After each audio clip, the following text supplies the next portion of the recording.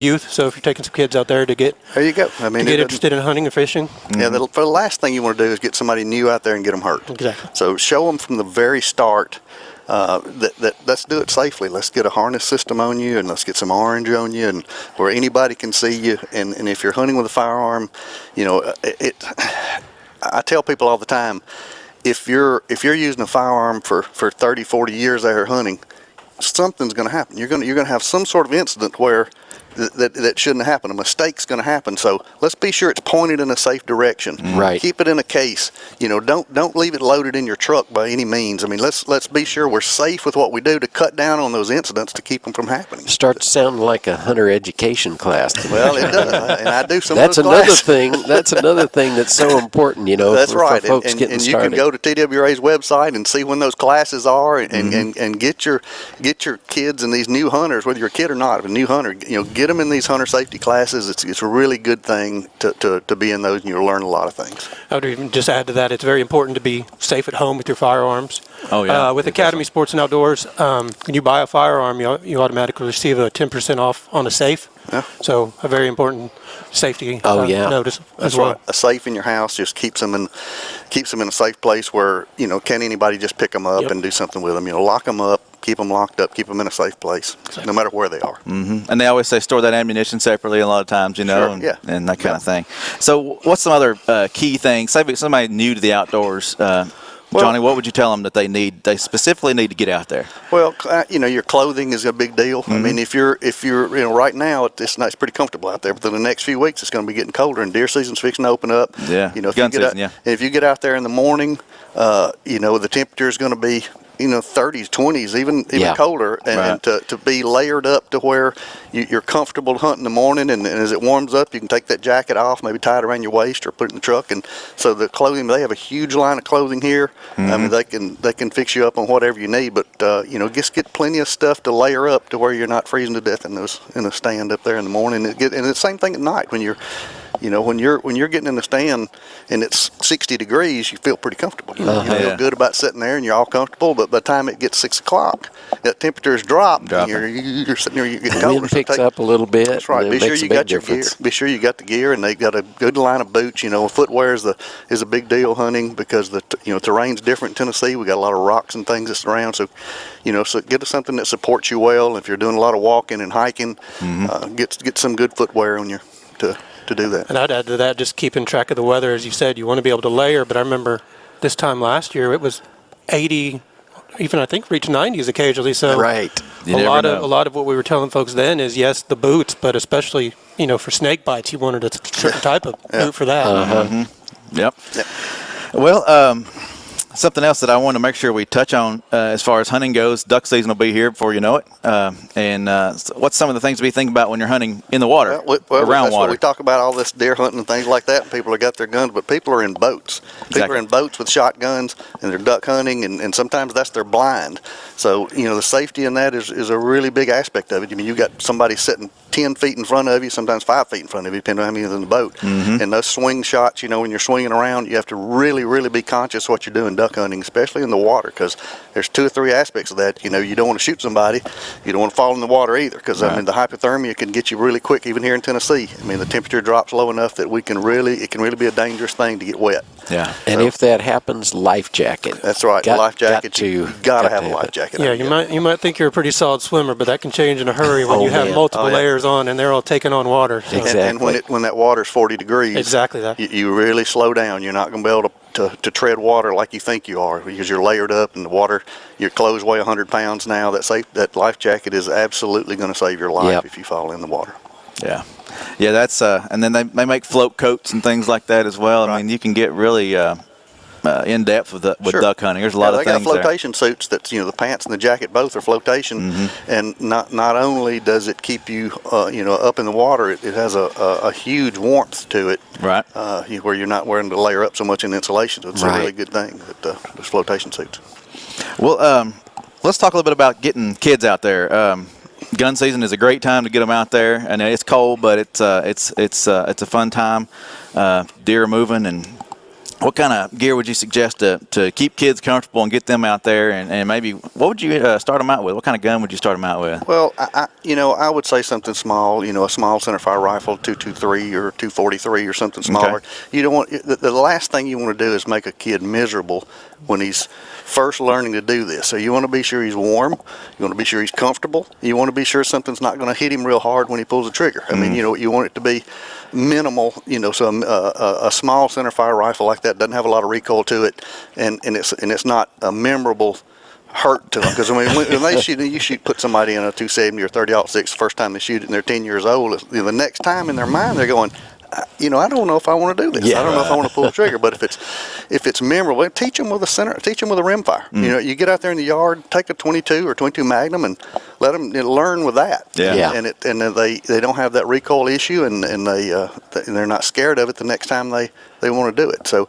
keep them comfortable and keep them happy. So because you want them to come back, because the demographics are leaving us. Right. I mean, we're kind of a dying breed unless we get people recruited and learn what we learned when we were growing up. Right. I mean, it's different now. When I was growing up, we all played Little League baseball. But when hunting season come, Little League ended. I mean, that's when now they have fall ball. They have year round. So kids have to want to do this. It's not like everybody does it, that they used to. So they have to learn about it. So make them comfortable, make them happy doing this. We want them coming back. We want them learning about what Tennessee has to offer. Yeah. It's funny when you mentioned the fall ball and all that. When I was in high school a few decades ago, we lived in Wyoming, and that's when fall break started. Was hunting season. Yeah. That was the only reason it started right there. Yeah. And then recently you took a fall break, or I guess you'd call it fall break, with your daughter and went out hunting out west. That's cool. Yeah. We try to go out west hunting. I went to Idaho hunting mule deer, which was unsuccessful. We didn't see a lot of buck mule deer, and I seen some 2 points and some 3 points, and it was a great trip. We had a good time and enjoyed ourselves. Yeah.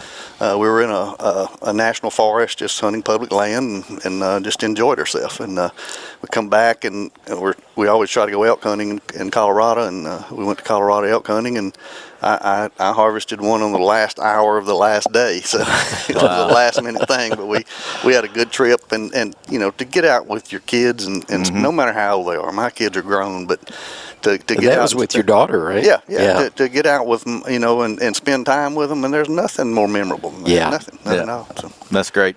Whether it's a successful harvest or not, it's always success to be out with family. Yeah, and it's just a great time to be in the woods. Yeah. Even to build on that, I think we all know, whether it's hunting, fishing, even grilling in the backyard, if you get into it, you can really get into it and start those dollar signs start ringing up. Yeah. But as we were walking the store earlier, just something I knew, but it quickly reminds me when I walk through is you can get taking your kids out, you can get them comfortable fairly inexpensively. Sure. Yep. Obviously, make sure they're comfortable, make sure they're warm, they're dry, all that. Right. At a pretty low price.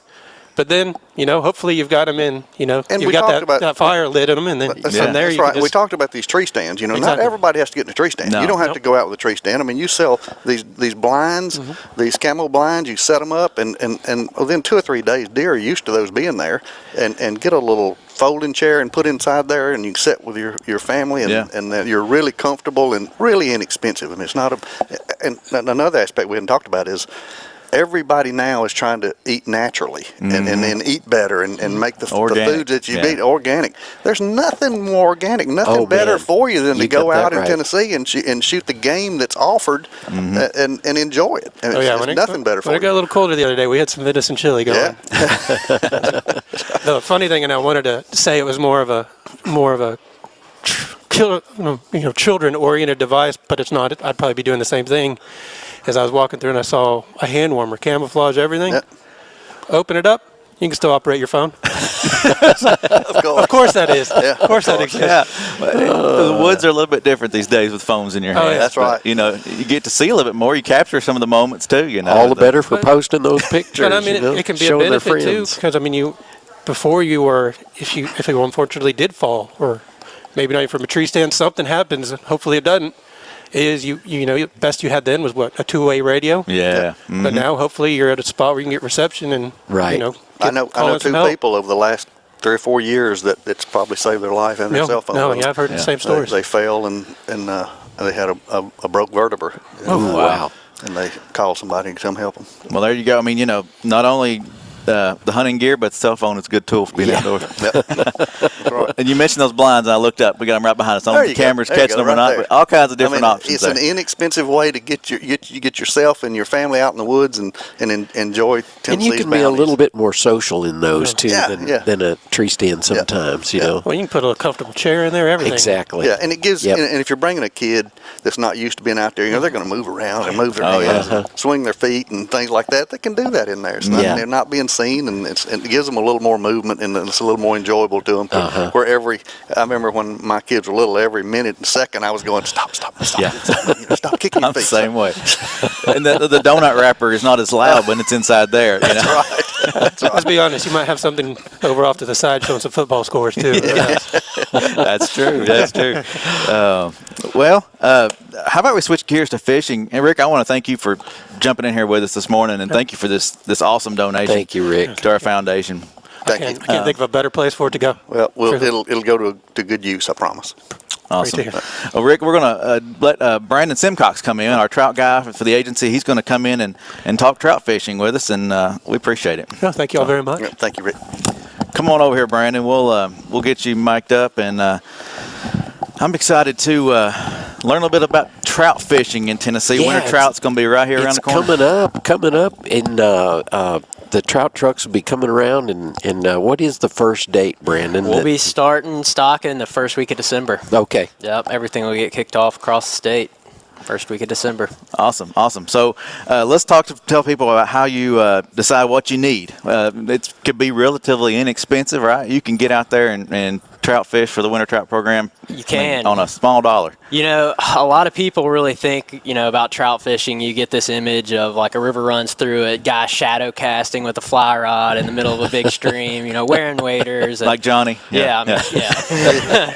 There's only certain gear you can wear if you do that, too. Yeah. You have to wear Orvis gear, use a sage rod, it's everything's... and especially for the winter trout, and really a lot of our trout resources across the state, you definitely don't need to do that. A lot of us get started using like a traditional just push button like a rod and reel, Zepco, something like that. And that is literally, a good start. You can get a combo like this from anywhere from like $15 to $20, really inexpensive to really jump in to do some trout fishing across the state, and then a lot of people will step over to more of a spinning rod, a spin cast rod. Takes a little bit more getting used to, but it's again another simple. You can get these for $15 to $20 for a combo. Yeah. Right. And so that really gets you started, and then for your young guys, you can get those with the Disney characters on and stuff, can't you? I mean, I've got a few of them in my house. Okay, all right. I like to take them out every once in a while. But then, you think about, a lot of fly fishing, there's all these different kinds of flies. You got to match the hatch. You always hear that, especially with trout fishing. And again, for especially the winter trout, I personally keep it to really 3 tactics. I use dough baits or salmon eggs, any kind of like inline spinner, like a rooster tail, something like that, and then trout jigs. And so, like we got here, like these trout magnet trout jigs, you can get a pack of this that has the hooks and the bait for like $1.90 or something like that. It's super cheap, and you can go catch a lot of trout just using these. And that one bait's not, you don't use just one bait for one catch. You may lose the bait on one, but most times you can use that, keep using it, over and over. For sure. That little pack right there will get you for 3 or 4 hours. Oh yeah, I mean there's 7 baits in here, 2 hooks, you're ready. They also sell another one here that has the hooks, it has floats for you too, different colors.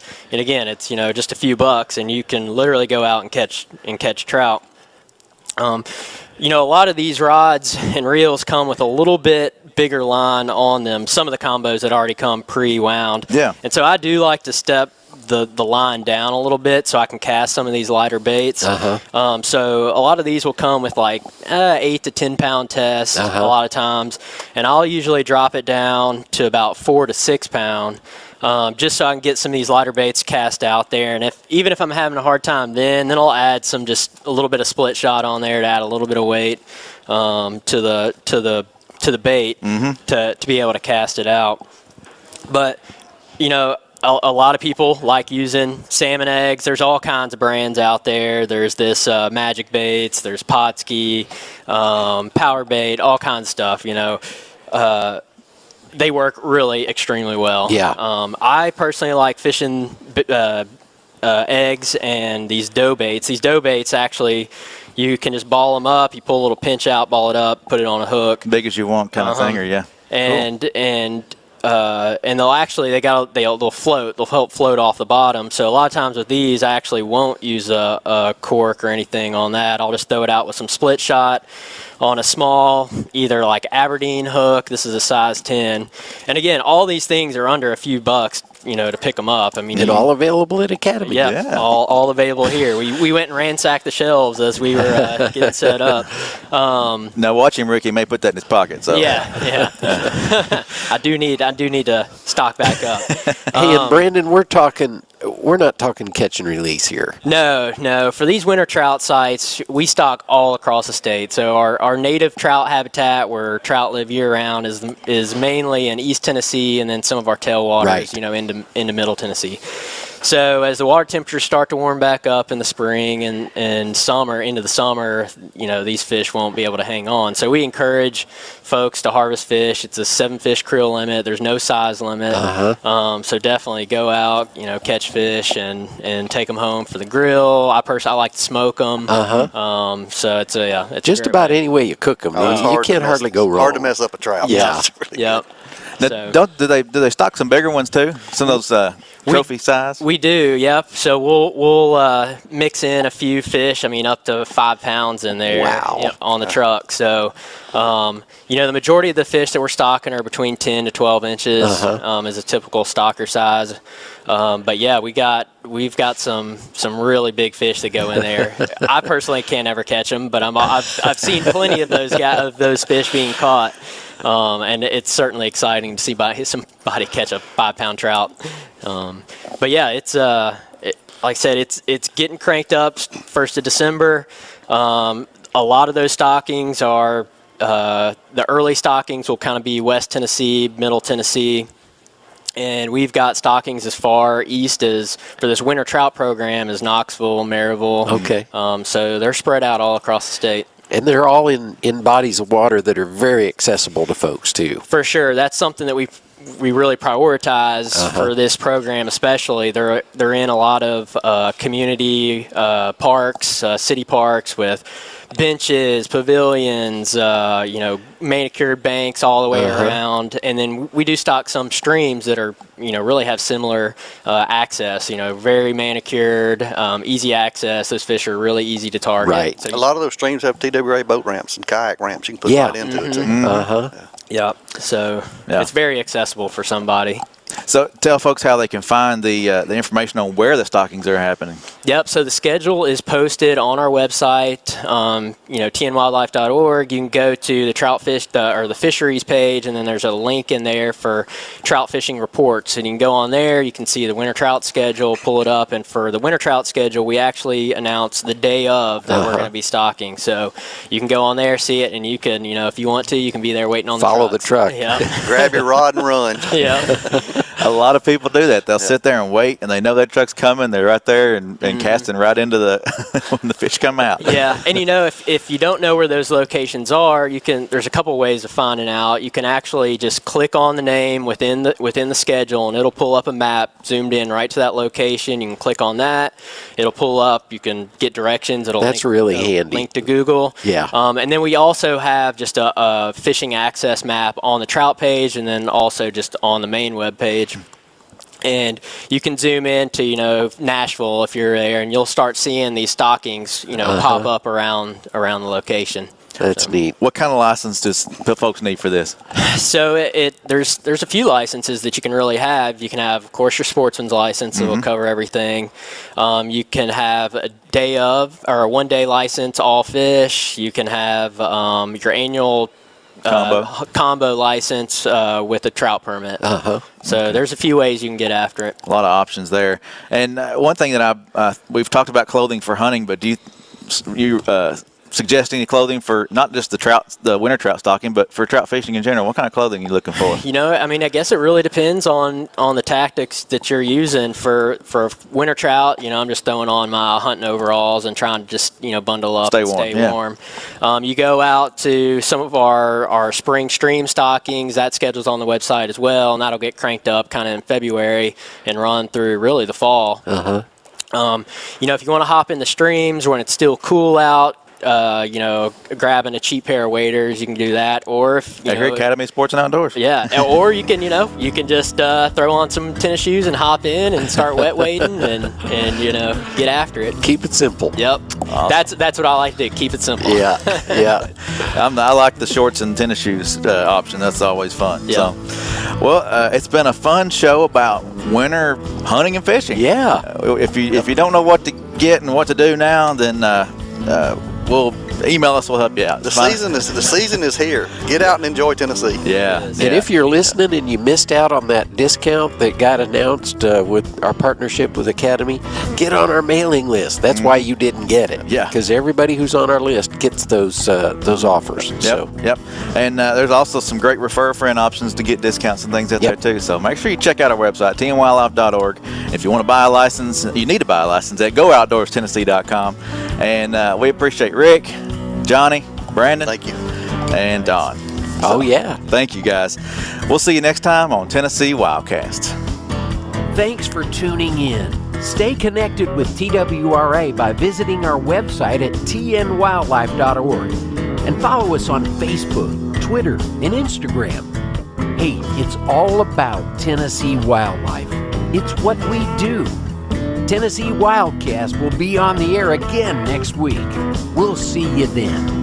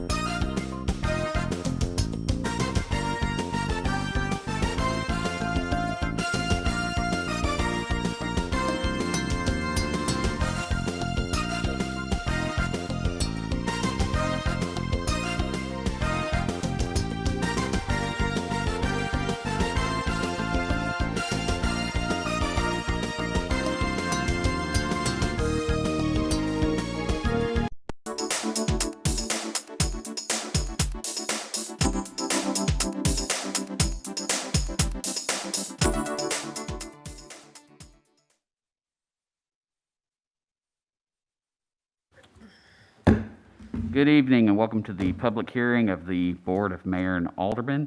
It is November 17th, 2020 at 6:30. I call this public hearing to order. Order of business, ordinance 2020-15, an ordinance to amend the City of LaVergne zoning ordinance by changing the official zoning map for tax map 14 parcel 50, consisting of approximately 15.4 acres located at 470 Dick Buchanan Street from an I3 special use industrial zoning district to an I2 heavy industrial zoning district. This received a favorable recommendation from the Planning Commission on August 25th, 2020. If anybody would like to come forward and speak about this matter, you can step forward to the podium, state your name and address for the record.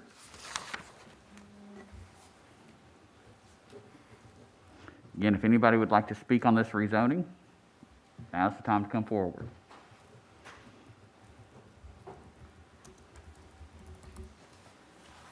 And one last time, if anybody would like to come forward and speak on this rezoning. Seeing nobody, I will call the public hearing closed, and we will reconvene at 6:45.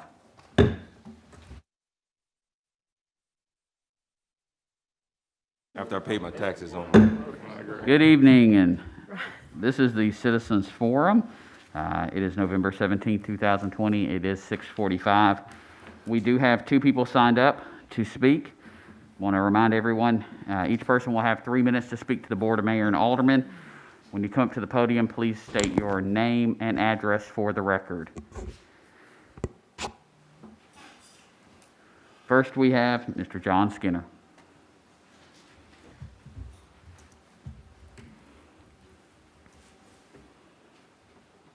Mayor, Vice Mayor, Alderman. My name is John Skinner. I reside at 790 Stones River Road. Asked to speak tonight in reference to the ordinance 2020-18. In particular, the detention pond. As you know, I've asked for a few things to be done or taken care of. I've also not received the answers that I wanted just yet. I do realize that most of you have come out and made every effort you can to see that this is taken care of. It has not been taken care of to my satisfaction. The questions that I do have is the detention pond in question viable only for the phases 7, 8, and 9? Or is it also, or has it been prepared for the additional phases that are going to be in construction at a future date? If this is so, then I think more issues need to be addressed. One in particular is the way it looks. Is it going to be left that way, or are we going to have the benefit of having grass like some of the other detention and or retention ponds that I have seen in our city, namely the one up there at the Walmart, the one in Pinnacle Point, the one in front of the LaVergne Middle School, and several others around town. They are nicely laid out. Some of them are fenced in. Nice presentation. Right now, it is not the way it is. Please, I ask you, go by and take a look at it and see if this is what you want to be representing our city, because this is part of our city. Another thing is the HOA. Who is the homeowner association that is going to be taking over this? How do we contact them? And pure and simple, all I'm asking is a deferral on this ordinance by the board until these questions are answered. I think they're very viable. Of course, that is to your discretion. That's all I have at the time. Thank you very much. Thank you, sir. Next up, we have Miss Mary Jane Skinner. I was also going, hi, my name is Mary Jane Skinner. I live at 792 Stones River Road. I was going to speak about the detention pond and the back of my property, but I think I'll wait until later to do that because I'm still not satisfied with what's going on. But I do have, with your indulgence, something I'd like to pass out to the police department, fire department, and Mr. Russell. May I do this at this time?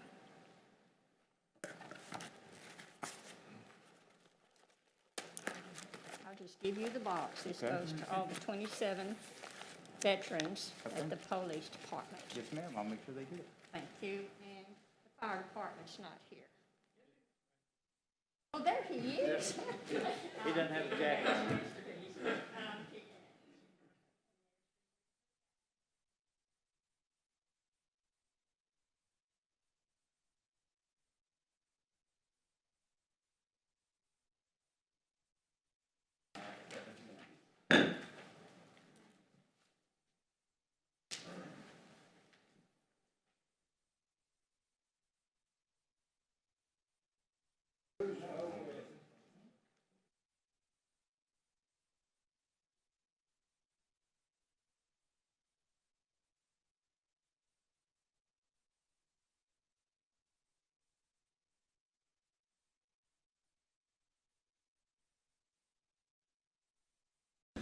Good evening and welcome to the Board of Mayor and Alderman meeting. It is November 17th, 2020. It is 7 p.m. I call this meeting to order. We do have a quorum.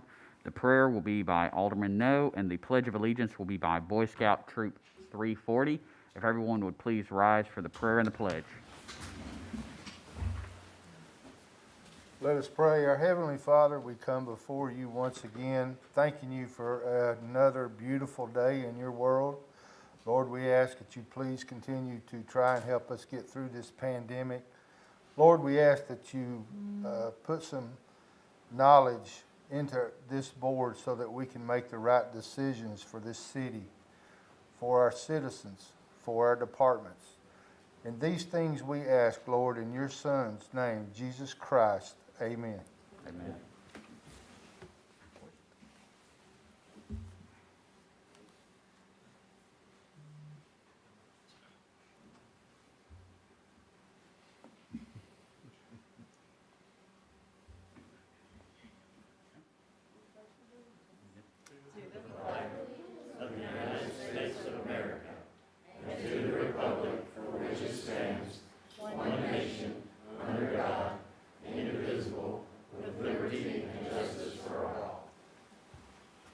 Good job, guys. Thank you, boys.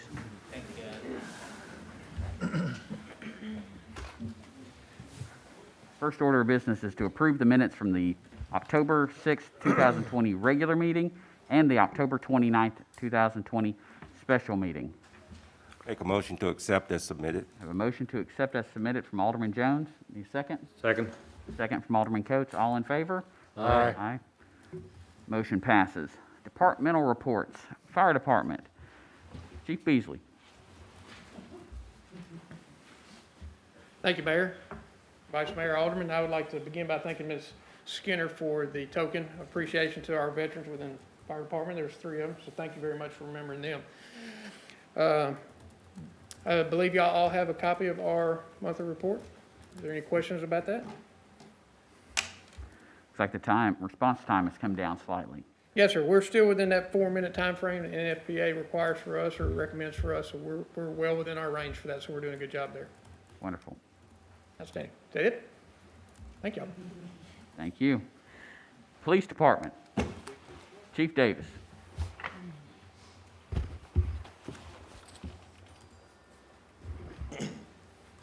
Mayor, Vice Mayor, Alderman, our monthly crime summary for October, you should have a listing on that. There's 2 things I do want to highlight.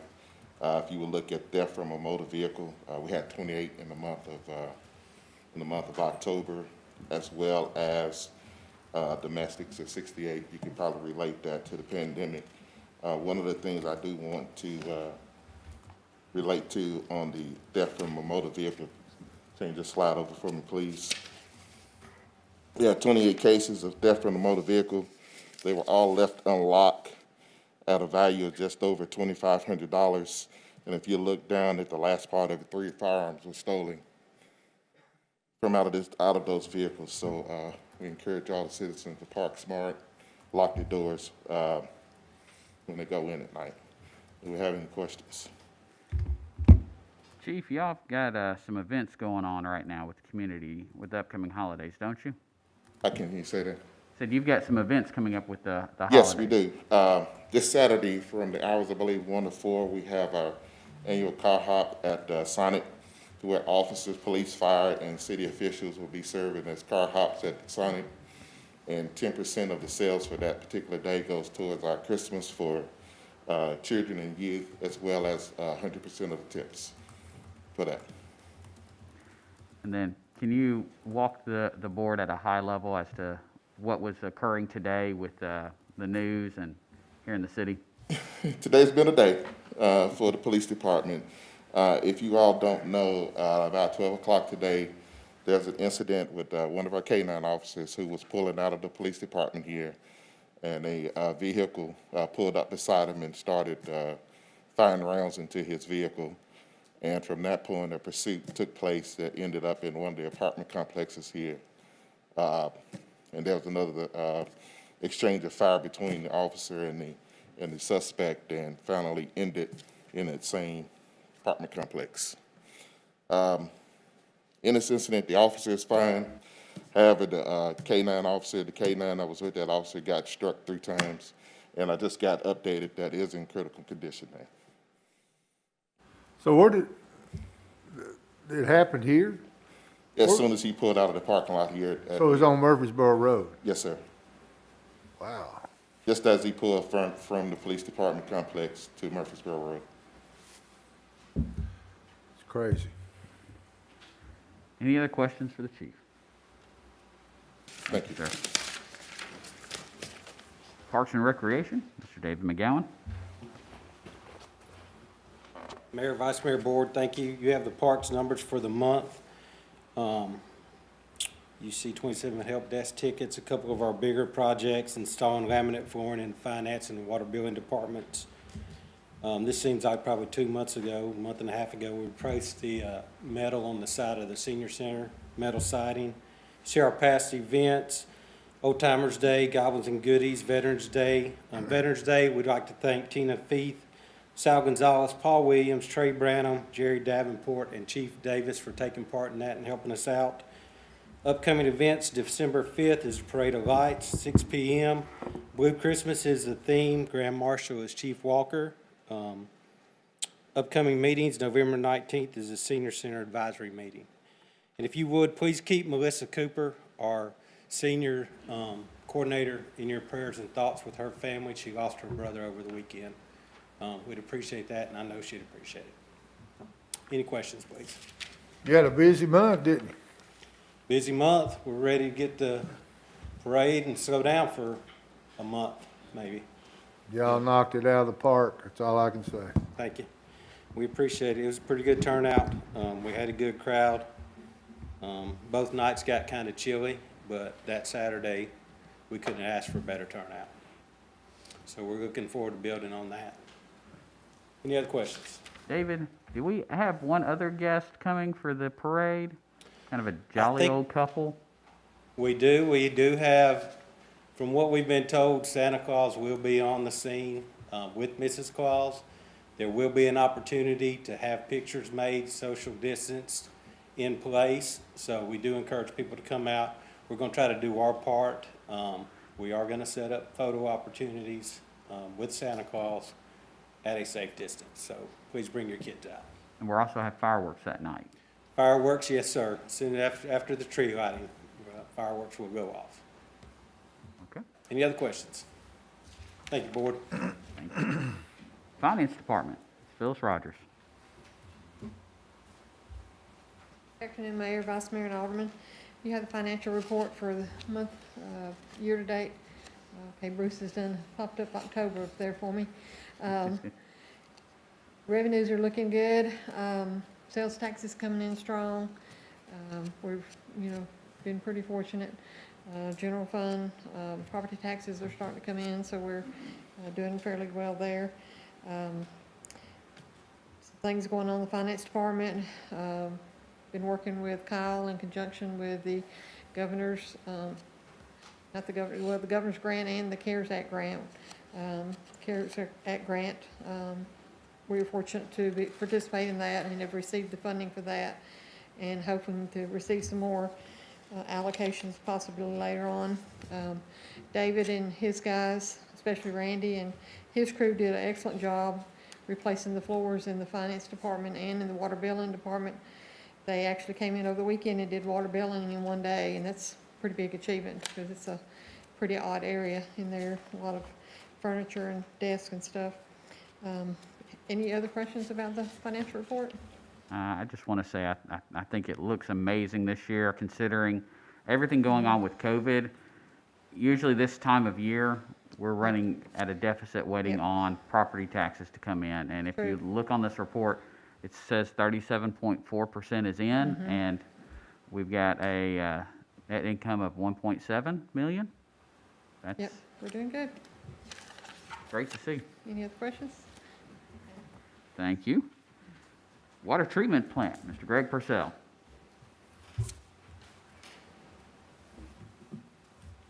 Good evening, Mayor, Vice Mayor, Board. In the month of October, we treated 120.3 million gallons of water, delivered 96.09 million gallons of water to the residents of LaVergne. Our TOC removal was 46.9%.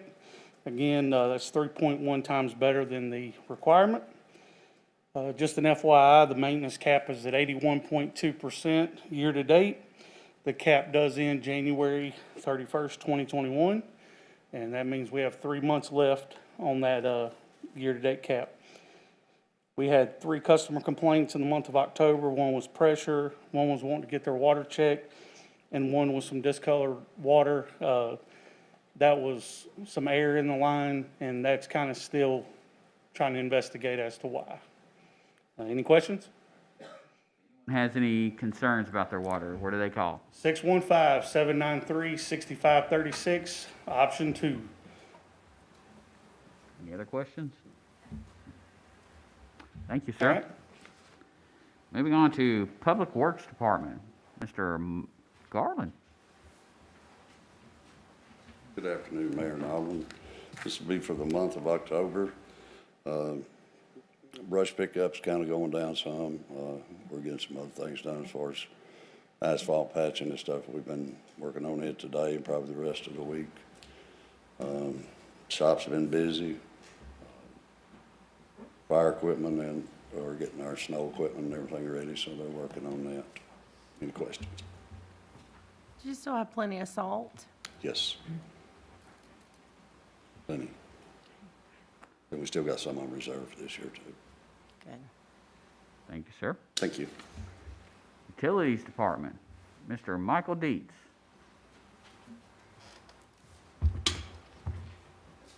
Mayor Alderman, good afternoon. You have the monthly report for October in your packet, and I'll be happy to answer any questions you may have. Just a quick update from last month. We discussed service line replacement program we started over on Forest Lane and Hampton Drive. That went pretty smooth. We was able to replace 18 service lines. Turned out to be a well-needed project after we exposed the first 3. 2 of those had leaks, and then we found 2 more down the road. So very minute. They would have been hard to detect with leak detection equipment. However, we prevented it from becoming a bigger problem down the road. As Mr. Garland mentioned, they was out today paving that area, patching where we disturbed the road, and we will be returning to do some cleanups in the yards. So, any questions? When are they going to start the Cedar Park thing? Yes, sir. We discussed that briefly. I've just had a couple of questions about it. Yes, sir, absolutely. And we're anticipating January still. We had a bid opening today for materials and supplies. Unfortunately, we did not receive any bids, so I got with Miss Felicia. We're going to put that back out. We'll be hopefully opening on December 8th, and depending upon how many bids we receive, we'll be able to start ordering supplies. But the target is still first of the year. All right. Any other questions? Michael, you enjoy your vacation, sir. Yes, sir. Thank you very much. Human Resources, Cheryl Lewis-Smith. Good evening, Mayor, Vice Mayor, Alderman. Here is the report for Human Resources. We are currently in benefits open enrollment season. Employee informational sessions were held today, and we also have a few scheduled for tomorrow morning. Our insurance vendors were present, and the information is readily available for all of our employees on our intranet portal for them to share with their family members. There are no changes to our benefit plans, and I'm happy to say that we incorporated our 2020 boot camp, annual compliance training, along with our annual health, safety, and wellness fair initiatives into the open enrollment meetings. This was a great way to ensure that all of our employees, that they did not miss out on valuable information that they need annually. More so, a great measure to reinforce our commitment to the overall employment training and development efforts, and while focusing on individual personal well-being. And our annual Thanksgiving employee recognition will take place this week, but we have a different twist due to COVID restrictions. But we're grateful and thankful that we're able to do this and to show appreciation for our employees and their commitment to the city. Are there any questions? Thank you, ma'am. All right, thank you. Moving on to old business, second reading ordinance 2020-15, an ordinance to amend the City of LaVergne zoning ordinance by changing the official zoning map for tax map 14, parcel 50, consisting of approximately 15.4 acres located at 470 Dick Buchanan Street, from an I-3 special use industrial zoning district to an I-2 heavy industrial zoning district. This received a favorable recommendation from the Planning Commission on August 25th, 2020, and we did have a public forum tonight. Need a motion to approve or deny? Make a motion to approve. Have a motion to approve from Vice Mayor Brown. Need a second? Second. Second from Alderman Coates. Alderman Jones. Aye. Alderman Coates. Aye. Alderman No. Aye. Vice Mayor Brown. Aye. Motion passes. Moving on to second reading, ordinance 2020-16, an ordinance to amend the fiscal year 2020-2021 general fund budget. Need a motion to approve or deny? Motion to approve. Have a motion to approve from Alderman Jones. Our second, Alderman Coates. Second. No, I seconded. You second. Vote. Aye. Alderman No. Aye. Alderman Jones. Aye. Vice Mayor Brown. Aye. Motion passes. Second reading ordinance 2020-17, an ordinance to amend Title IX of the LaVergne Municipal Code regarding transient vendors and door-to-door solicitation. Need a motion to approve or deny? A motion to approve. Have a motion to approve from Vice Mayor Brown. Need a second? Second. Second from Alderman Jones. Alderman Coates. Aye. Alderman No. Aye. Alderman Jones. Aye. Vice Mayor Brown. Aye. I vote aye. First reading ordinance 2020-18, an ordinance to amend the impact fees in the City of LaVergne. Need a motion to approve. Motion to approve for discussion. Have a motion to approve with discussion. I'll second it so we can open up the floor for discussion. Okay, with the motion to approve on the first reading, have we discussed the percentage? So it was discussed last month and it was discussed at the workshop. Everyone should have in front of them a 2-page spreadsheet. Page 2 really works out your possible impact fees, and with some of the percentages that we discussed at the meeting, I believe it's 100, 30, 40, 50, and 75%. And then you will see Smyrna's single-family impact fees. You'll also see our current impact fees at the bottom. Okay, I'd like to amend my motion to approve. I'd like to make a motion to approve at 30%. Okay, have a motion to approve at 30%. I'm going to withdraw my my second, I'll second. and second from Vice Mayor Brown. Discussion. It's just going to open up for any discussion. Alderman No. I think that anything less than 100% is a insult to the citizens, taxpayers, department heads, fire department, police, streets and roads, park and rec, because I think what's going to happen is we're going to try to do an increment. These builders coming in, that's never going to happen. The housing market is hot. In my personal opinion, the property on the other side of the interstate is going to come to to a big head. That's going to be our bread and butter. I think it will take care of any kind of, and nobody likes to use this word, but let's call it what it is. I think it'll help in the long term of any kind of tax increase. I think if we do anything less than 100%, that the citizens and taxpayers of this city, I know these guys and girls that come up here and ask us for stuff every year. I know that's painful for them to come up here and stand before us and ask for a piece of machinery knowing that they may or may not get it. They've looked at the budget. This will help with that. There won't be any problems. The fire department's not even been on this thing to tell them they're going to get X amount of money.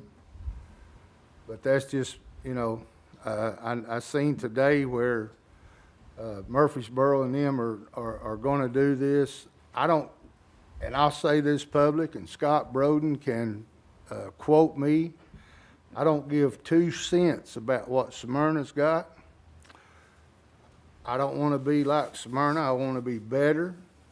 And if we don't get aggressive and we're running out of land, we're landlocked, there's going to come a time to where there's not going to be anything. I think it's time for us to step up to the plate, become the ace city in Rutherford County, and go with it. This is nothing against people wanting to come here and live, nothing whatsoever. But if you build nice neighborhoods over there, people will come, they will pay the money, and the city will flourish. I appreciate you saying that.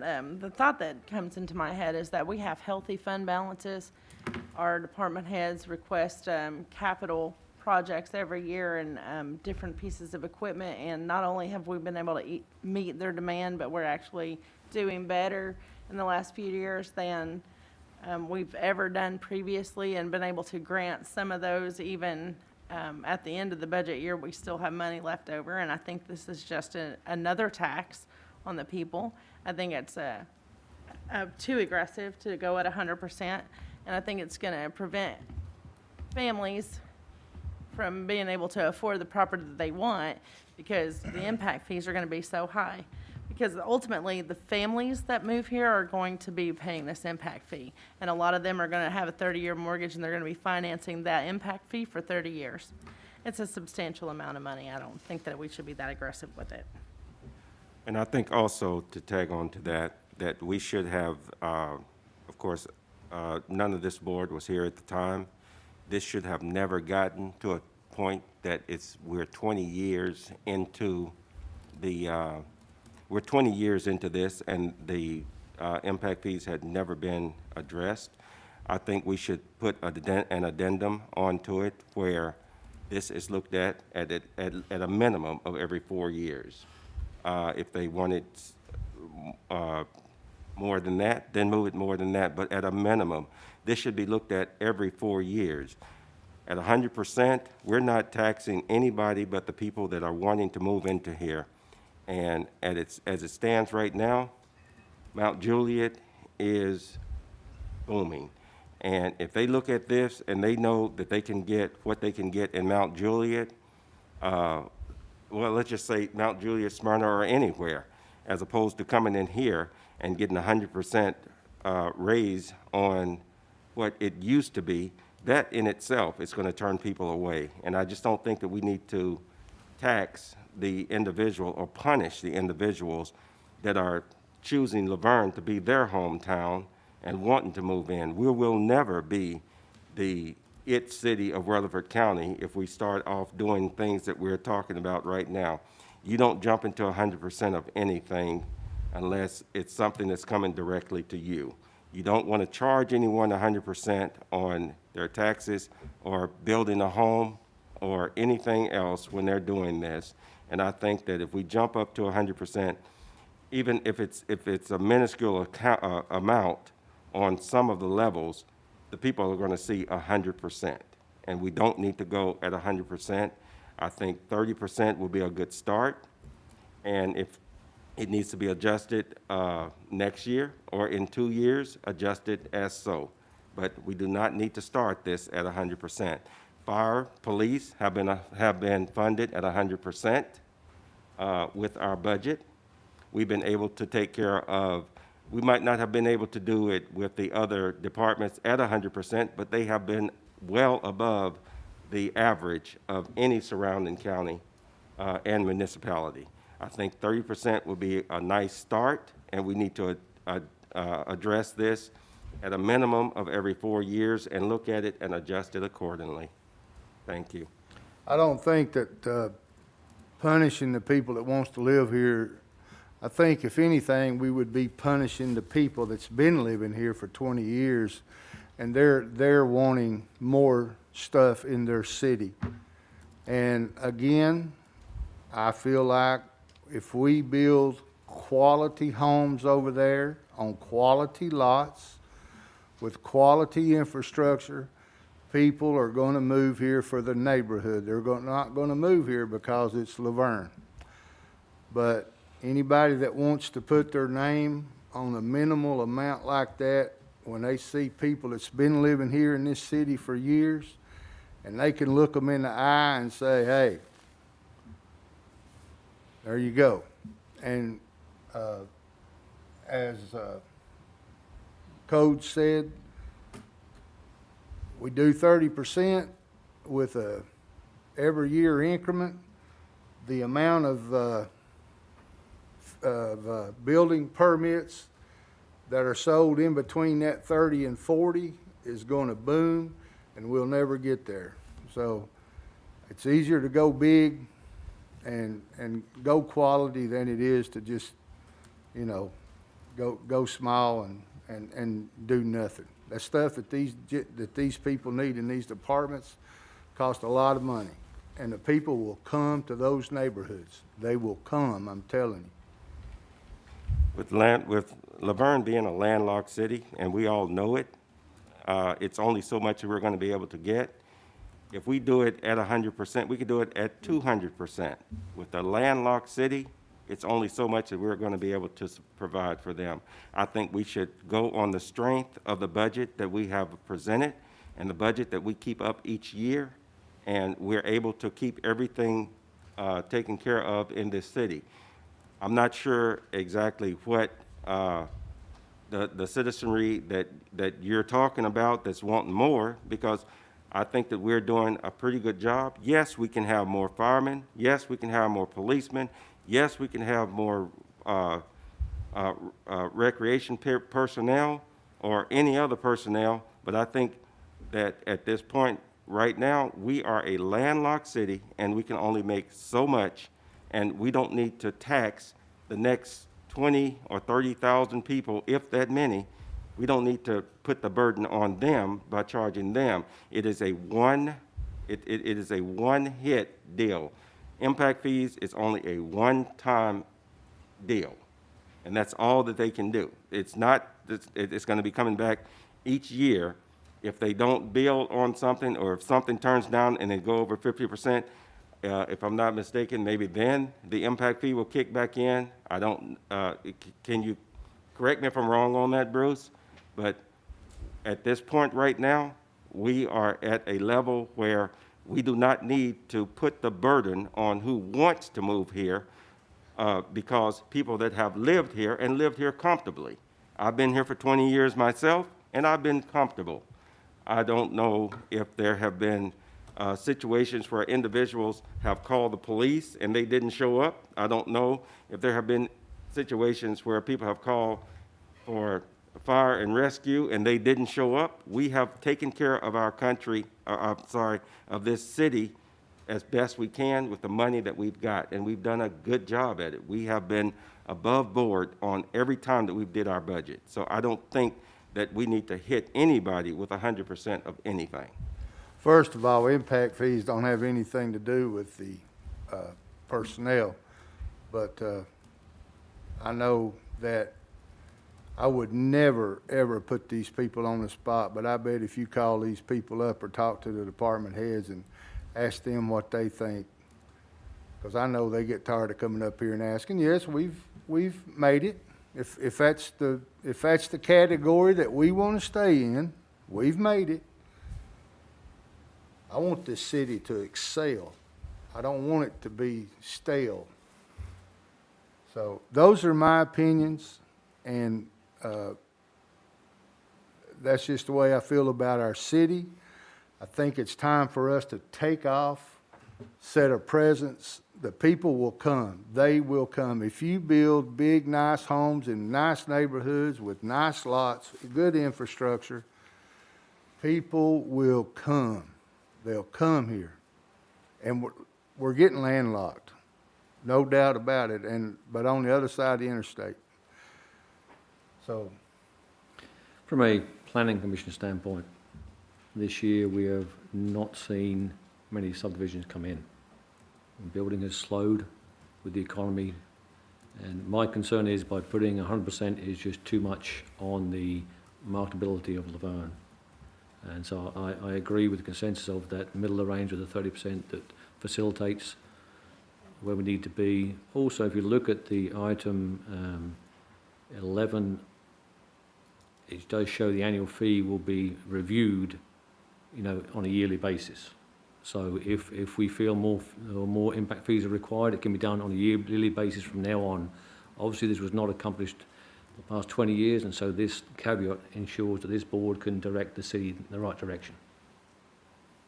And in touching on that again, I do understand that impact fees do not impact the personnel, but the personnel don't get out there. When we hire a police officer, he doesn't run to a location. He has to have a vehicle. He has to have a weapon. He has to have training. Same with our fire department. They have to have apparatus to get to that location. I understand that we have and that's another sign that LaVergne is very well off in their financial budget, because we can hire that individual and the impact fees can give them something to get to the location that they need to get to.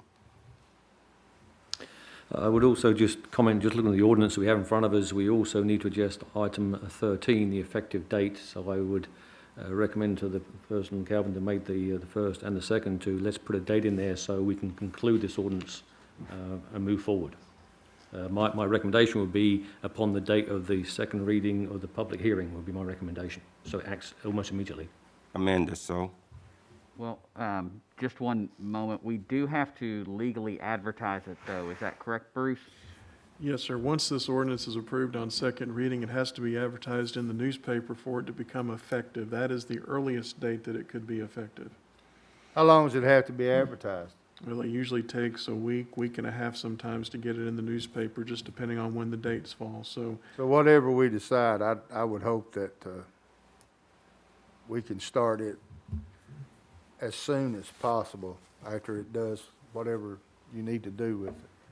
So my recommendation would be to amend it again and have the effective date a week and a half from the second reading date. That way we can have it properly advertised. Great. That would just be my recommendation, to amend it. Well, I hope you all, I hope you don't vote yes on 30%. I hope we get more aggressive than that. Show the people of LaVergne, show their department heads that we care, and the new people that's moving to our city, they will come if we make it quality. They will come, they will spend the money, they will finance it, and we will be better off. So just to clarify the ordinance for everybody, this is a vote to fund police and fire at 100% for impact fees, roads and parks and recreation at 30%. Is that correct? Was that your motion, Alderman Jones? Exactly. And did you want to amend that time frame for when it would begin? I amended to the specified time frame of 2 weeks. Okay. So with that, Alderman Jones. Aye. Alderman Coates. Aye. Alderman No. No. Vice Mayor Brown. Aye. I vote no. First reading passes. Moving on to the consent agenda. Need a motion to approve or deny? Make a motion to approve. I have a motion to approve. Need a second? Second. All in favor? Aye. Aye. Consent agenda passes. Moving on to new business, first reading ordinance 2020-19, an ordinance to amend the fiscal year 2020-2021 general fund budget. Need a motion to approve or deny? Motion to approve. I have a motion to approve from Alderman Jones, our second. Alderman Jones? Aye. Alderman Coates? Aye. Alderman No. Aye. Vice Mayor Brown? Aye. And I vote aye. Motion passes. First reading ordinance 2020-20, an ordinance to amend the fiscal year 2020-2021 stormwater fund budget. Need a motion to approve or deny? Make a motion to approve. I have a motion to approve from Alderman Coates, our second. Alderman Coates? Aye. Alderman No. Aye. Alderman Jones? Aye. Vice Mayor Brown? Aye. And I vote aye. First reading passes.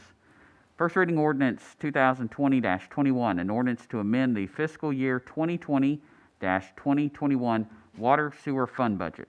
Need a motion to approve or deny? Motion to approve. I have a motion to approve from Alderman Jones, I'll second. second from Vice Mayor Brown. Alderman Coates. Aye. Alderman No. Aye. Alderman Jones. Aye. Vice Mayor Brown. Aye. And I vote aye. First reading passes.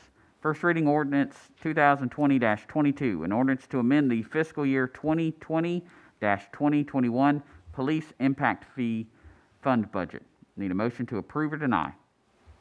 Motion to approve. I have a motion to approve from Alderman Jones, our second. Alderman Coates. Aye. Alderman No. Aye. Alderman Jones. Aye.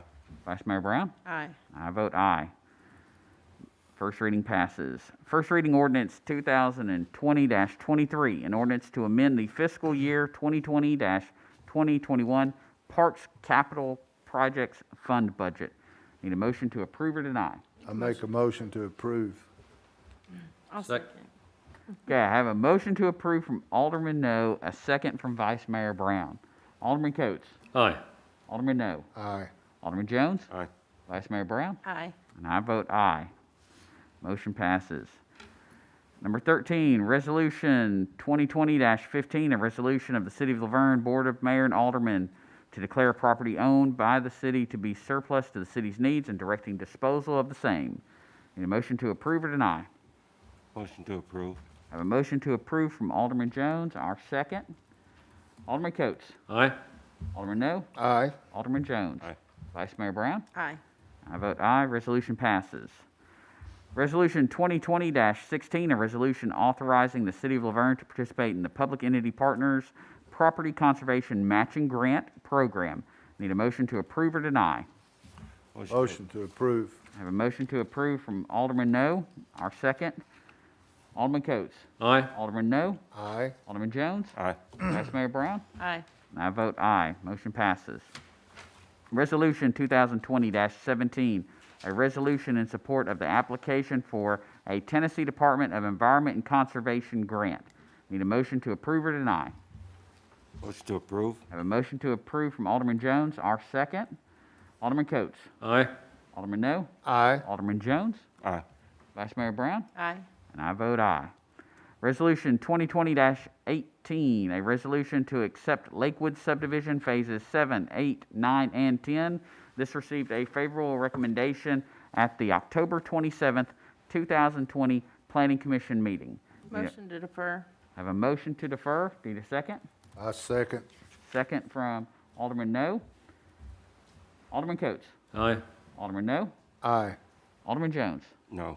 Vice Mayor Brown. Aye. Our vote aye. Resolution passes.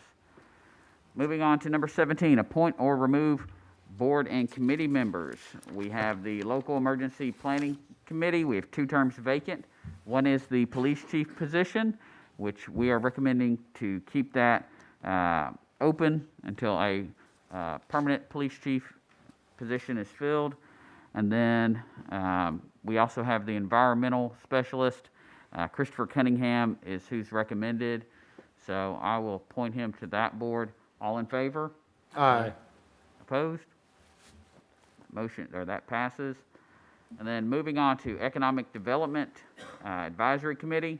The council member position is vacant. We have 1 term vacant. I will nominate that Graham Coates be the council representative. I'll second. Second from Alderman No. Alderman Coates. Aye. Alderman No. Aye. Alderman Jones. Aye. Vice Mayor Brown. Aye. I vote aye. Motion passes. Mayor and Alderman comments. Alderman Jones. I'd just like to say that 2020 is going strong. I wasn't supposed to be sitting up here tonight on this board, but I'm thankful that I am, and that we were able to take care of some things.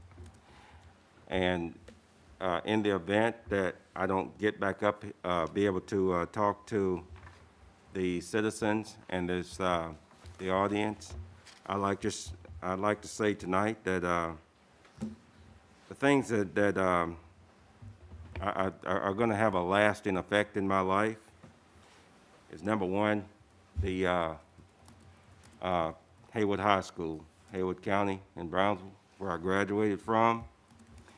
I left there, went into the Army. I'll always remember the Army. Had a stint with the Tennessee Highway Patrol. I'll always remember them, and my present location at the Department of Veterans Affairs, and then my second home here in LaVergne. I've always loved this little town. I left my hometown at the age of 17. My mother had to sign for me to go into the military. I was a summer child, so I graduated a little bit early, and I was able to go into the military at the age of 17. Left there, came back for a couple of years, but I've been in LaVergne for over 21 years, so it's a big second home for me. Not to say I still don't care about my hometown in Brownsville, care for it quite a bit. One thing that I would love to say to the people of LaVergne, I've enjoyed being your alderman. I've enjoyed representing you. I've enjoyed representing the employees of this lovely city, and I will continue to represent you even as a private citizen. I'll always be here for you, and the people who know me will be able to get in touch with me.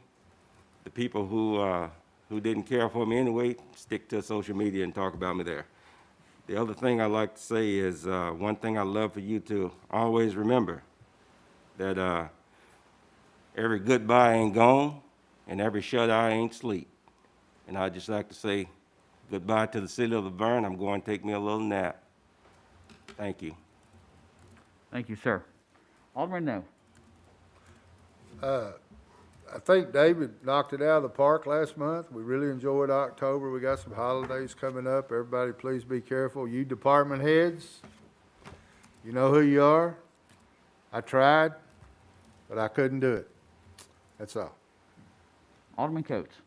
Just talk about what Chief said tonight about the canine dog, and thoughts and prayers out for, obviously he's part of the police force and obviously doing his job, and hopefully he pulls through and does a good job. Thank you. Vice Mayor? It has been a crazy year with 2020 COVID. I remember when the bell tolled at midnight leading to 2020. I thought, wow, that's a a good vision is 2020. I thought this was going to be the year for every one of everyone's goals to be accomplished, and it turns out it was, not really expecting the reality of what 2020 would bring. But I just would like to take an opportunity to remind everyone that we still have a whole lot to be thankful for here in LaVergne and in our country. And regardless, we've all made it through 2020 together. And so I just wanted to let you know that I'm thankful for you. And I hope that you have a good holiday with your family, however you choose to celebrate this year in this unprecedented time. Thank you. First, I want to remind everyone about the November 21st car hop at Sonic. That's for the Thanksgiving and Christmas programs the city does to help people with both eating at Christmas time as well as some kids and some seniors Christmas gifts. Also want to remind everyone to come out December 5th at 6 p.m. for the Parade of Lights. If you haven't already signed up for it, please do. It should be a great time. One of the few that's actually running in not just Rutherford County, but in Middle Tennessee. Want to ask everyone to keep Melissa Cooper in your prayers. Also keep our K-9 unit and his handler. It's definitely not been an easy day for them or for the rest of the department there. Do want to thank our city administration, both our PIO and our city administrator. We've actually put together a elected official orientation guide that will continue going forward for each new member of the board from here on out. It'll be updated, gives them tools for their toolbox to help them acclimate better to this environment in a quicker fashion. And then I just want to wish everybody happy and safe Thanksgiving. Do what you can for others. And with that, call this meeting adjourned.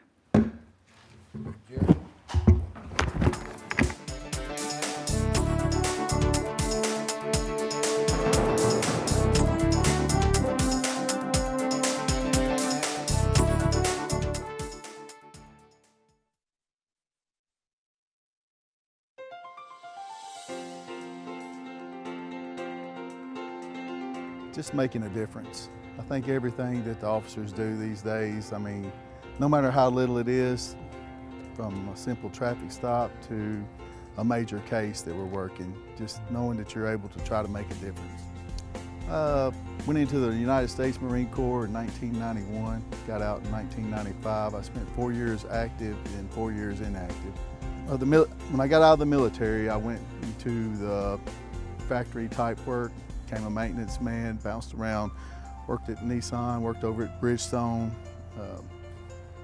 I just wasn't really that satisfied, so to try to cure that, I started doing some volunteer work at the volunteer fire department at Walter Hill, my local community.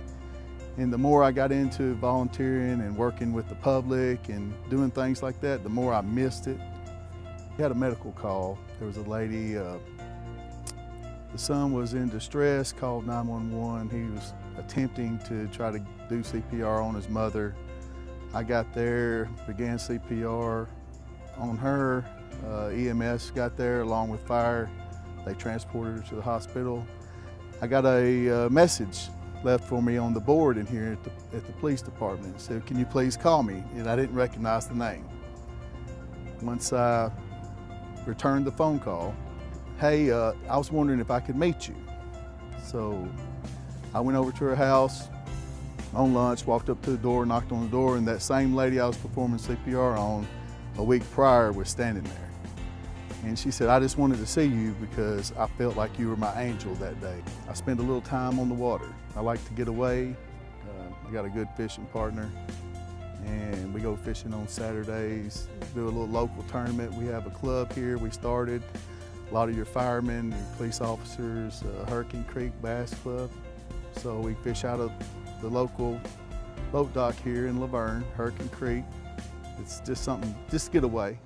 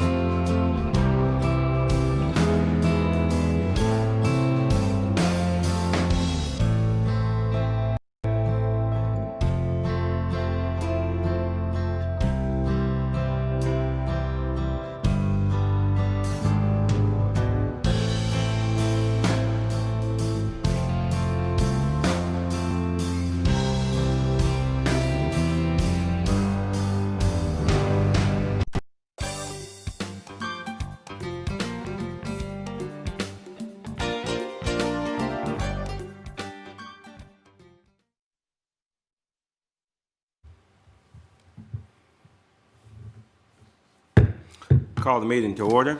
We have a proper quorum. Approval of minutes for regular held meeting on the board meeting from September 14th, 2020. Do you have a motion to accept? I'll make a motion to accept. Motion to accept. Do I hear a second? A second. All in favor? Aye. None opposed. Motion is accept for the regular meeting. Order of business. Order of business, first of all,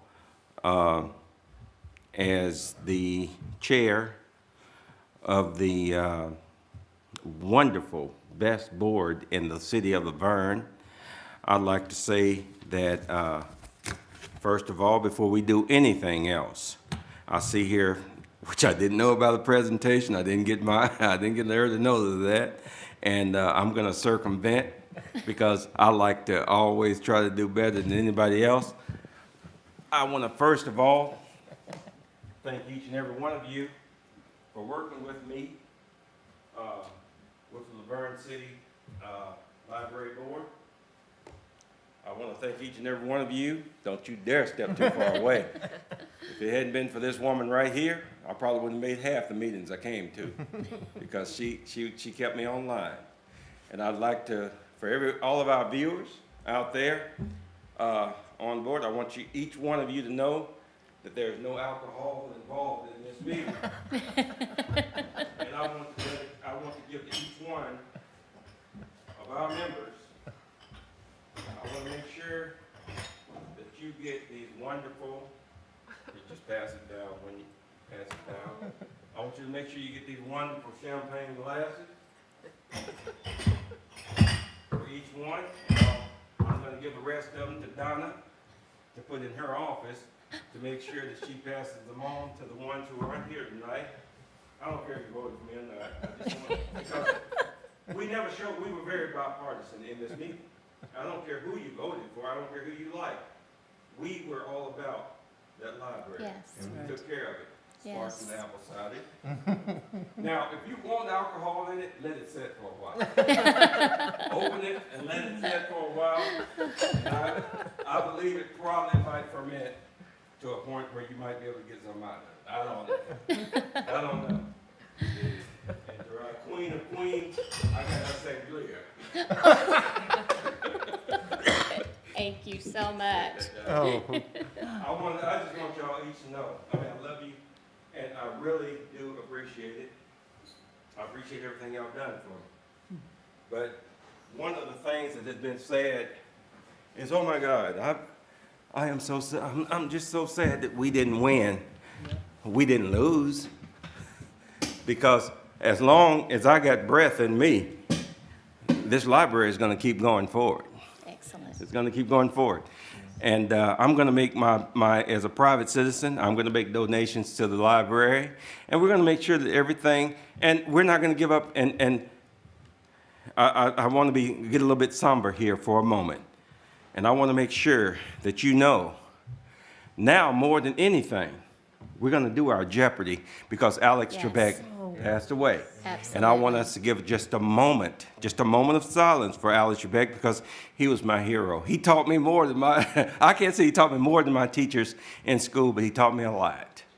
Because whatever he said, all the questions I missed, I made sure I go online and I studied it, so now I know him for sure. So let's just keep Alex Trebek and his family in our prayers and our thoughts and prayers because regardless of, again, if you never watched the show, because I grew up not liking it because I couldn't answer none of the questions.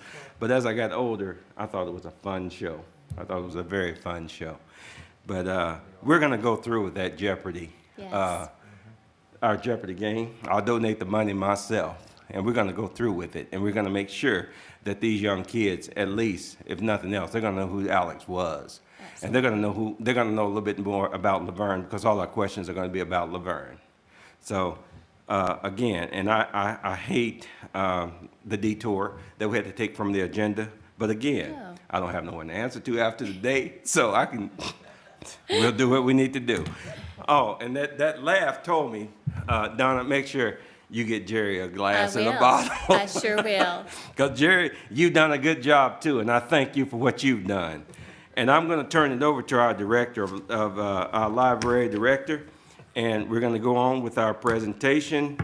And it just feels weird introducing myself, if you're going to introduce something to me. I'm going to go on, and I'll do the next item to our Yes, sir. director. Thank you. And first of all, thank you very much. We enjoy this. This is a nice little surprise and a wonderful tribute. And I will definitely share with the staff. They will love that. And thank you for all that you have done. You came on board like a train, ready to go. You rolled us on in. Who would have ever thought we would have had a piano in the library? And we have a piano in the library.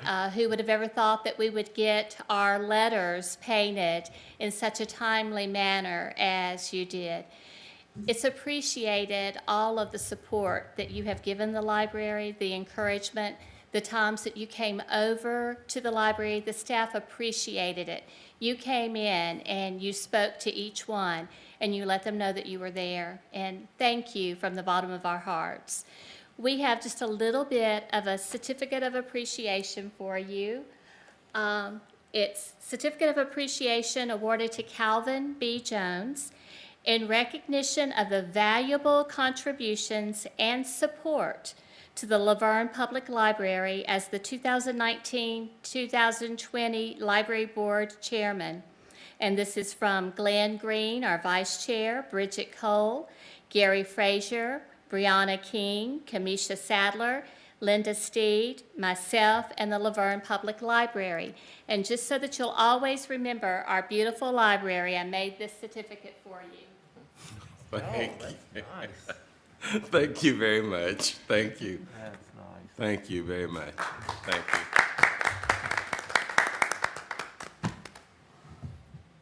Now it felt like I should have put some alcohol in there. Thank you. Thank very you to each welcome. of you. Thank you. Next, we have a discussion of issues, ongoing gathering of information from HR to place in packets for the library board. Hey, everybody else misses me too. And I can't turn it off. Glenn, you want to take over? You mean just take it? Okay, no, I think I got it. You got it? I got it quietened down. Okay. Thank you very much for everything, but go ahead, Donna. Okay, just wanted to say, as I was preparing this agenda once more, these decisions and these issues that I have brought to you since last January are still remaining on here. I have talked with our HR director. We are pulling some job descriptions together, looking at the assigning of position descriptions. I want to get all that information together to get to you all so that we can make the right decision for especially the changing or revising of the full-time position of full-time assistant director, circulation supervisor. Also assigning the position descriptions to each employee, which I really like. It just gives them more of a description, more so than a job description. And then the revision of minor children in the library policy.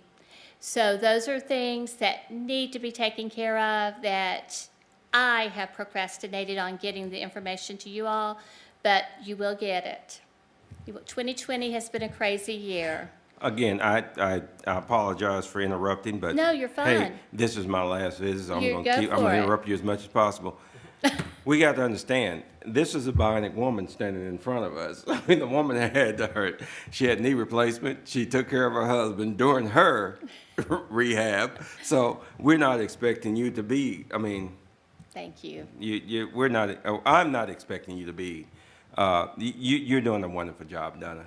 Thank you. You're doing a wonderful job. Don't even put that into your summation there about that you're procrastinating, because you're not. You're doing what you need to do. I appreciate it very much. You're doing what you need to do. Well, we will get this resolved. The library needs it, and we will definitely get it resolved. Would you like for me just to continue on? Continue Okay. on.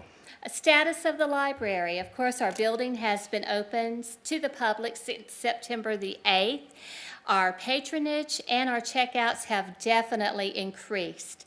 The first couple of weeks, we were all a little down in the mouth. It's like, okay, people, we thought you were going to flood our doors when we open, but we're in the middle of a pandemic, and we needed to realize that. People were still doing curbside, are still doing curbside, but they definitely are coming in, and it's appreciated. We are social distancing, we are wearing masks, we have our sanitizing stations out, being as safe as possible. The plexiglass has been wonderful.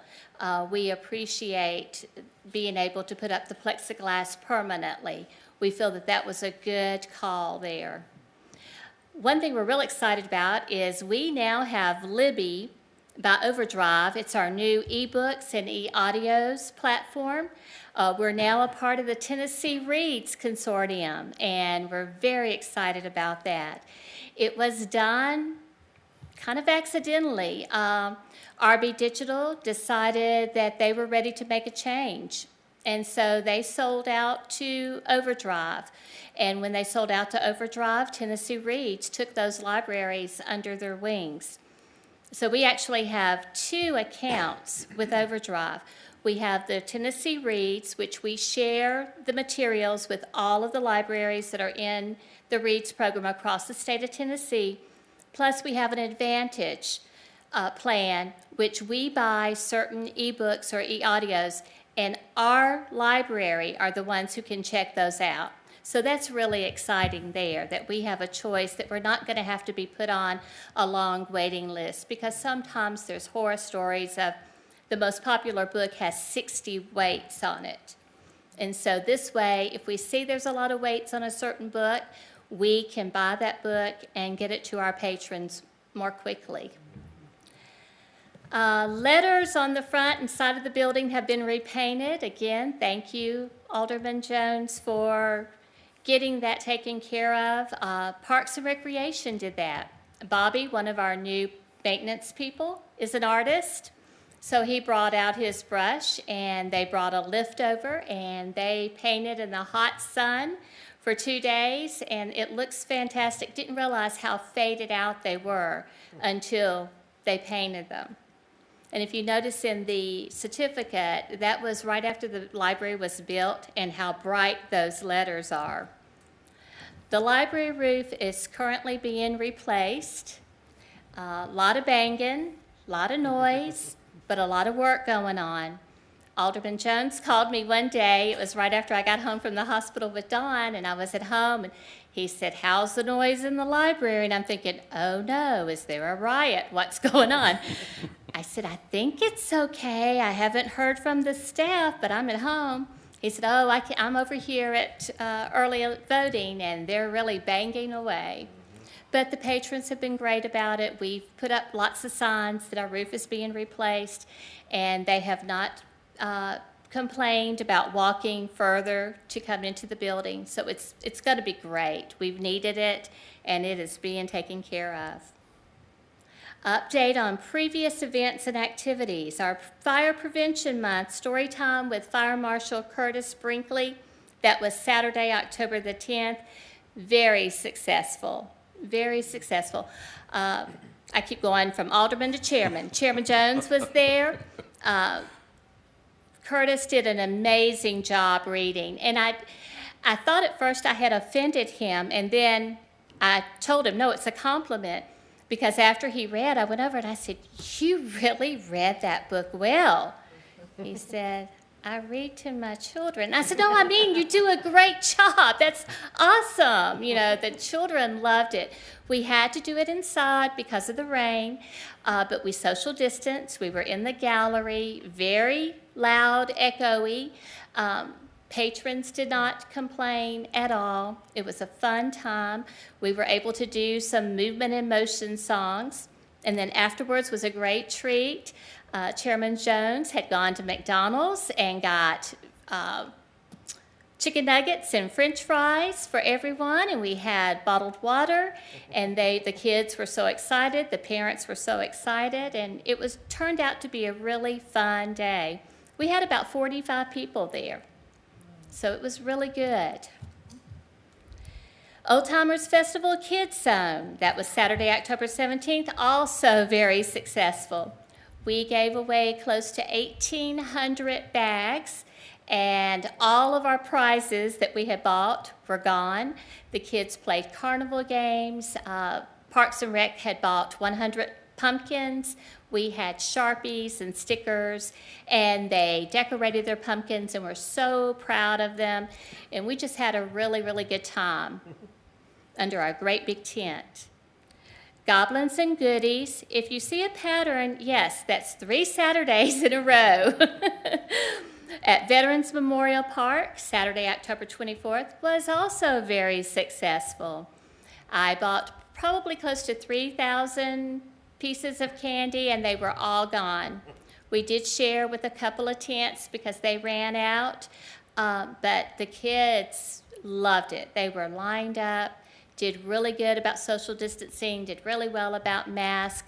I wish I had a picture of Miss Lorna. She was Spider Lady, and she had on her spider cape, and then she had on her mask, and she had on her shield that she had put spiders and spider webs on. And then she had, of course, her pink hair. So itty bitty creepy, but the kids loved it, absolutely loved it.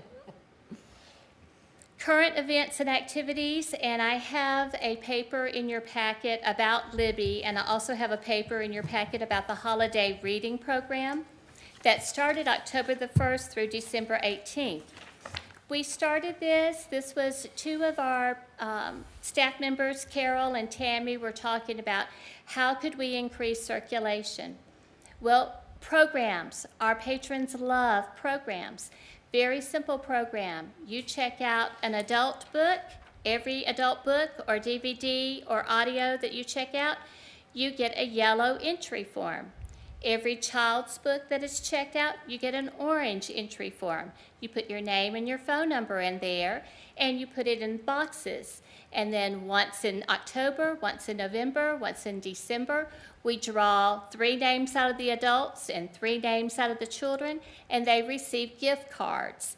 And we just did our drawing for the October, and everyone was so excited. I'm gonna just say the name, Mr. Don McEwen.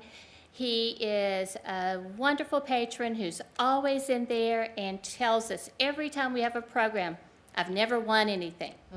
I've never won anything, but that's okay. I like to read, so I'm winning. Well, guess what? He was the first name that was drawn, and it was fair. We did not go seeking his name. So we were really excited about that. And patrons, it's been very helpful in increasing our circulation, and patrons have expressed appreciation for the program. Upcoming events, Santa and Mrs. Claus, I hear, are going to be visiting the library. I have it on a good word. I seem like I need some of that sangria right now. My mouth is dry. Mr. Claus, Santa Claus, has ordered an extra sleigh. Yes, he even asked Mrs. Claus after he did it. But he ordered an extra sleigh to bring at all of his events so that he can have some social distancing. Santa Claus and Mrs. Claus are going to put the sleigh in front. The children and the families can sit in the sleigh, and Santa Claus and Mrs. Claus will stand behind or to the side. That way, they can still talk to the children, and we still have that social distancing, and the children can still get that wonderful memory to have, and the parents can get that picture. So real excited about that. I hear that that's what they're going to start at the library, and at the LaVergne Parade, I believe that that sleigh will be already up here at City Hall, ready for pictures. That will be Saturday, December the 12th at the library, 2 to 4. And then our Parade of Lights, I did not put that on there, is December the 5th, Saturday, December the 5th. Our next library board meeting will be Monday, January the 11th, 2021. Do you have any comments about any of the things that I quickly went over? All right.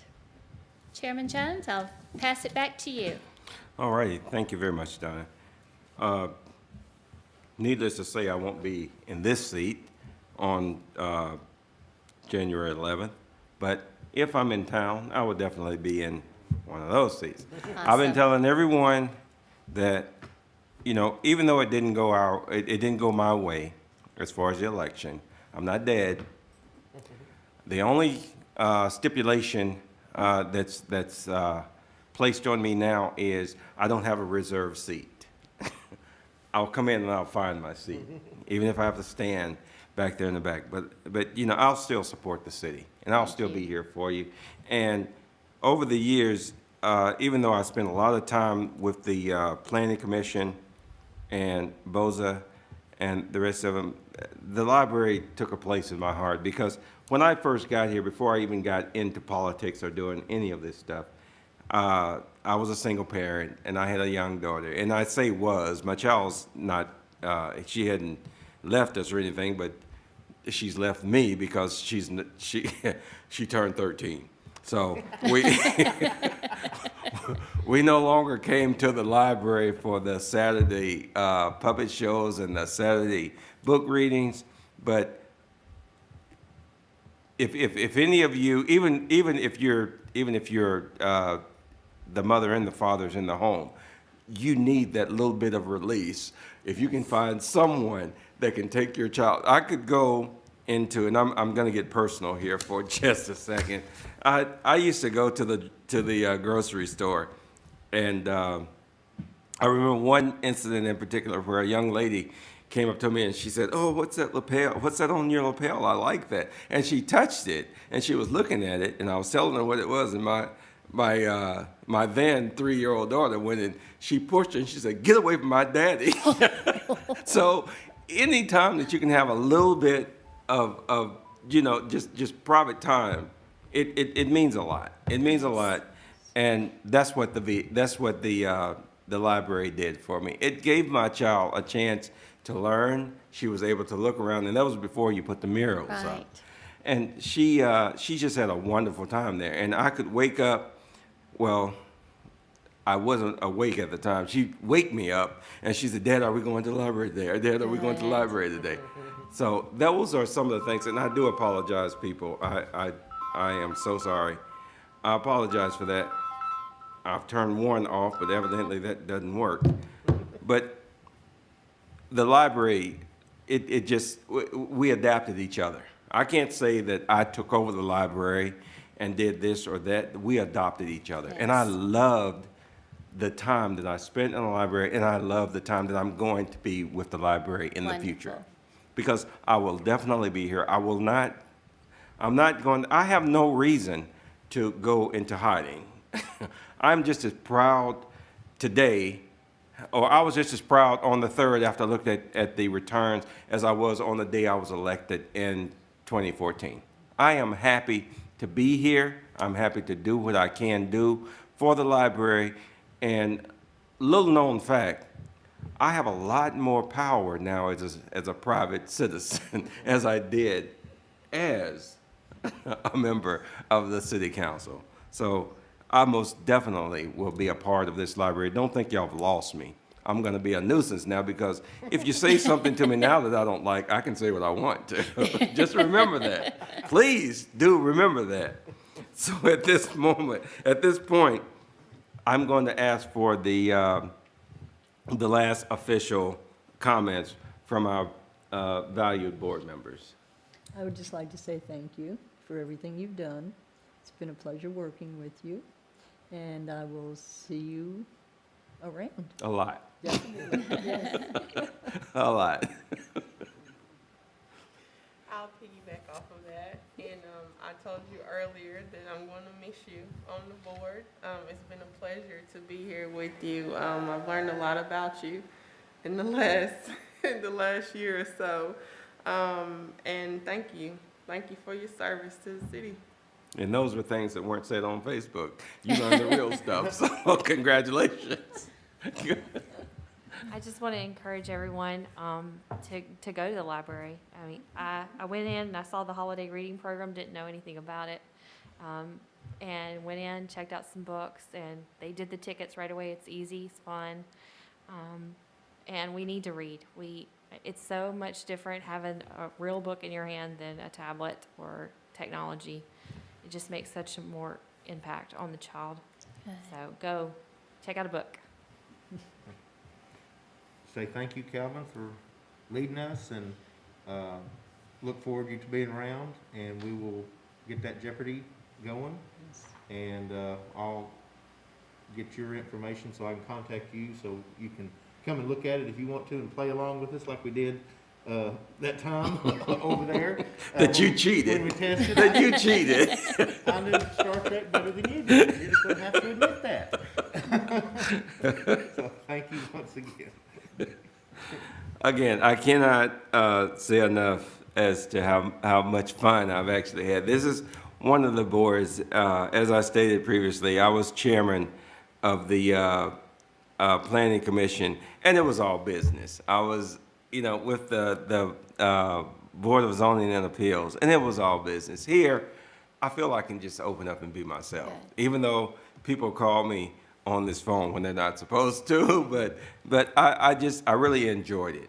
I really did. I really, truly enjoyed it. And again, I'm way far from being out of the public eye. It's just that now, if someone takes a picture of my car or doing something that they feel that this shouldn't be, and then they want to question me about it, I'll respond to them directly, as opposed to just holding off. But I really love being working and being around each and every one of you, and I don't look at this as a loss, because I've won the day that I acquired this board, and I love working with each one of you, and it's been a very, very learning experience for me and informational experience with me, and I really have enjoyed myself being around y'all and working with you. So don't look at it as a loss. And, as of November 9th, 2020, with everything else that has gone on, I would like to, as the chairman of the LaVergne Library Board, call this meeting adjourned.